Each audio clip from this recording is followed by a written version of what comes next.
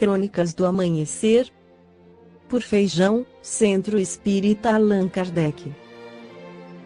Balneário Gaivota, 26 de agosto de 2017. Empresários lamentam morte de Domingos Ugaray. O falecimento de Domingos Ugaray, fundador da Editora 3 e da revista Isto É, repercutiu na terça-feira 25/07 entre os grandes empresários do país. Presente no velório de Alzo Ugaray, o presidente do Bradesco, Luiz Carlos Trabuco, lamentou a perda. Segundo Trabuco, Alzo Ugaray marcou o mundo empresarial e o jornalístico. O Brasil perde, o jornalismo perde, o setor empresarial perde. Domingos sempre se mostrou um apaixonado pelo Brasil, país que adotou. Ele deixa um vazio em todos nós. João Jorge Saad, fundador do Grupo Bandeirantes, também lamentou a morte do colega. Segundo Saad, a morte de Alzo Ugaray é uma perda imensa ao jornalismo e ao mundo empresarial. O diretor executivo da AMIL, Norberto Birman, prestou homenagens à família do empresário. Segundo o executivo, o empreendedorismo de Domingo continuará por meio de seu filho, Caco. Uma tristeza muito grande. O Domingo nos deixa apenas boas recordações. Mas o seu DNA de honestidade e empreendedorismo continua vivo em seus filhos, inclusive no Caco, presidente da Editora 3, disse Birman. Sócios do Grupo Urma, Augusto Pinto, Márcio Cavalieri, Leandro Monteiro e Isabela Malucelli também se manifestaram em nota. O direcionamento de Domingo em veículos como Isto É Dinheiro foi fundamental para a construção de um jornalismo responsável. O espírito Francisco Dumont Alverne, pela psicografia de Divaldo Pereira Franco no livro Florilégios Espirituais, comenta sobre a morte questionando por que morrer? Que é a vida? Qual a finalidade da vida? São João Crisóstomo, estudando a importante questão da morte, convidava que se fizesse um giro pelo cemitério, detendo-se diante de uma sepultura, a fim de contemplar os despojos mortais que restaram da decomposição da química terrestre, e indagava onde a beleza física, a jovialidade, o ardor, os condimentos que fomentavam a ação do corpo.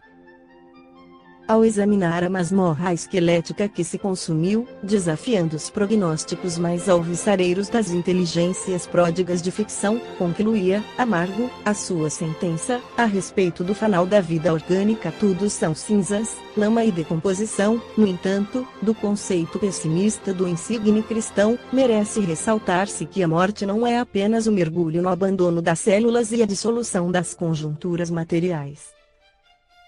Morrer faz parte do viver. A morte afirma a vida.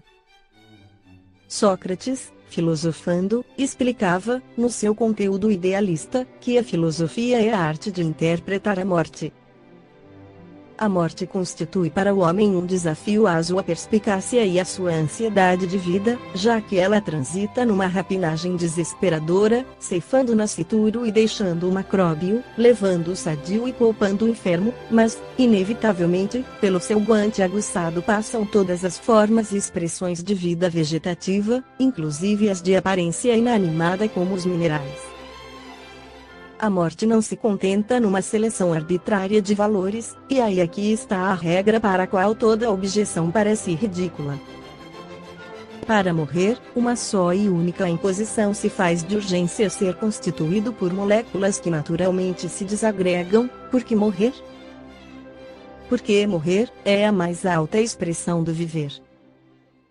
A morte representa o fim, o estágio determinante do processo da evolução biológica.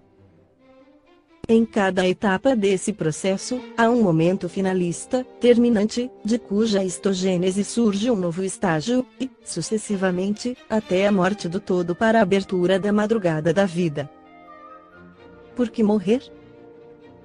Porque seria uma arbitrariedade da divindade a vida orgânica se não houvesse a misericórdia da morte.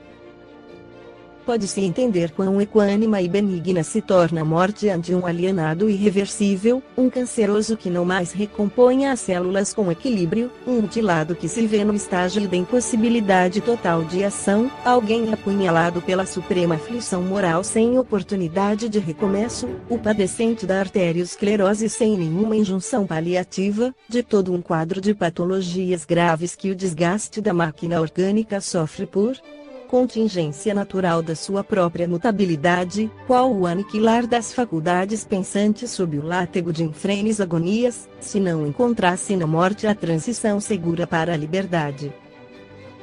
Que é a vida, esta eternidade que não começa no berço, que não sucumbe no mausoléu.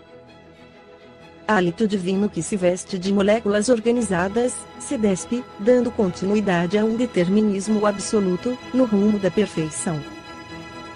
A vida é o sucedâneo da morte, sem a qual não teria nenhum significado. Qual a finalidade da vida? Adquirir experiências, somar valores, conquistar láureas pelo esforço individualizado. A Terra é a imensa escola onde se catalogam os valores da realidade do ser para o fluir da plenitude do grande ser. A finalidade essencial da vida é superar limites, transcender conjunturas, armazenar sabedoria. Fazer da vida um patrimônio exclusivo do planeta terrestre seria negação da divindade, tornando o Supremo Criador insignificante, apequenado. A entrada e a saída do corpo, de forma alguma impedem o avançar da vida, antes estimulam-na, porquanto ensinam a superar limites e a ultrapassar todas e quaisquer expressões do primitivismo de onde procede. Faz parte do viver biologicamente o desenovelar-se biologicamente pela morte. A filosofia essencial da morte é o preparo da vida e a meta cumulativa da vida é a preparação para a morte. Sem este fenômeno natural, biológico e final do corpo, nenhum sentido teria o existir. A vida que se levanta depois da morte, reedifica as aspirações interrompidas, estrutura os ideais não realizados, une as peças da emotividade desagregada e equilibra os sentimentos afáveis dos seres unindo-os numa grande única família, em que o amor preside as excelsas cogitações do ser que pensa.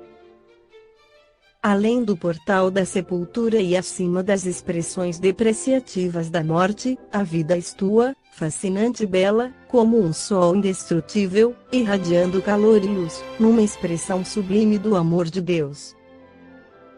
Esta foi a crônica do amanhecer.